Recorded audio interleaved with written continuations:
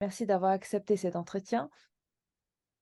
Merci, Madame Zhang. Cette fois-ci, cette rencontre a ouvert de nouvelles perspectives de coopération dans les domaines du commerce, de l'agriculture, du changement climatique et aussi de l'intelligence artificielle et même de la lutte contre la drogue et aussi des échanges culturels et aussi des échanges, tout ce qui est des échanges humains entre la Chine et les États-Unis. Alors, comment percevez-vous les conséquences de cette rencontre entre les deux chefs d'État? Mais une excellente nouvelle, je crois, pour pas seulement les relations entre la Chine et les États-Unis, mais aussi pour le monde.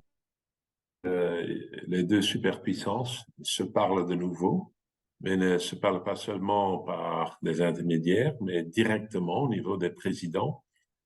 Et deuxièmement, ils se parlent des choses très concrètes. Donc, je crois que ça, c'est un gros pas en avant, un bond en avant.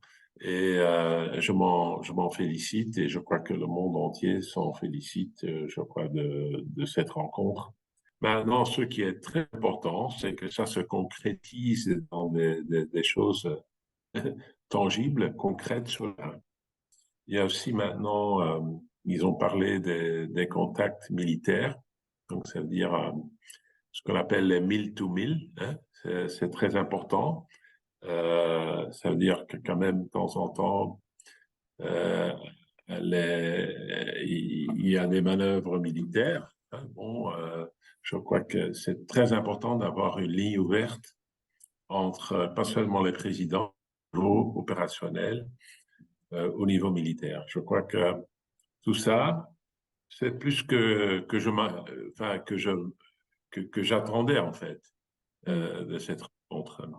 Alors maintenant, je crois que c'est à l'Europe de faire la même chose Avec la Chine. avec la Chine, évidemment.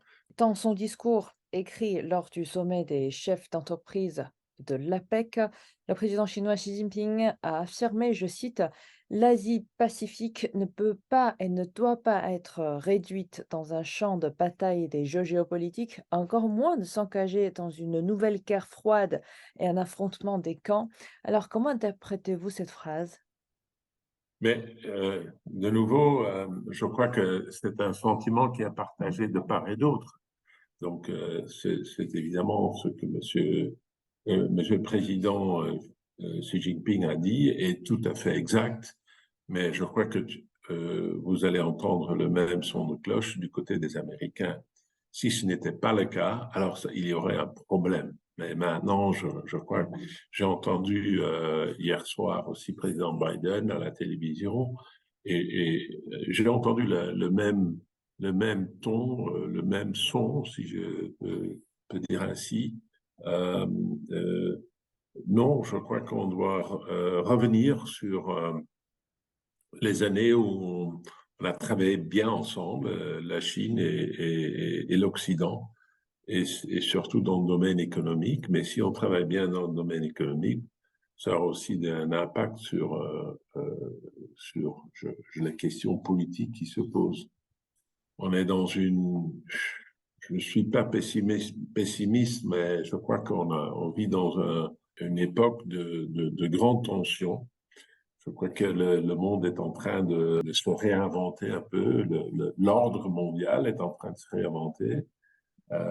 Donc, ça veut dire qu'il y a certaines turbulences. Alors, il faut gérer tout cela. Et alors, qui mieux que les États-Unis, l'Europe et la Chine pour gérer ce genre de turbulences? À votre avis, quels résultats la rencontre des deux chefs d'État et l'APEC, qui se déroule en ce moment, peuvent-ils apporter dans un monde marqué par l'incertitude aujourd'hui et aussi pour une future reprise économique? Les deux présidents se sont parlé dans un sens très positif. Alors, qui est en fait l'audience? L'audience, c'est le monde, mais c'est surtout aussi les opérateurs économiques dans le monde entier. Ce sont les opérateurs économiques en Chine, en Asie, aux États-Unis, en Europe.